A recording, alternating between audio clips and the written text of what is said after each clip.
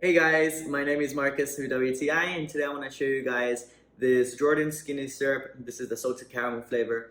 This has to be actually one of the sweetest and most delicious one that I've bought so far.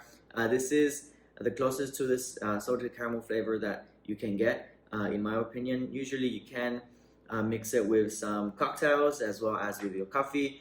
You can even use it for baking. Depends on whatever you'd like the flavor of salted caramel in.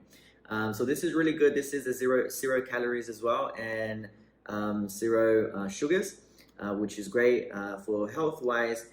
We usually tend to look for something that has zero in both of these categories. So if you're looking for something that's really good and that's going to taste great, as salted caramel as well, then I would highly recommend this. Just to show you guys, this is how it would look and how you can mix it in with a coffee or any other liquids that you want. You could pour it in. There's a little bit of coffee inside here, but just say you can put a little small cap from it, and just put it inside, and then you can mix it in.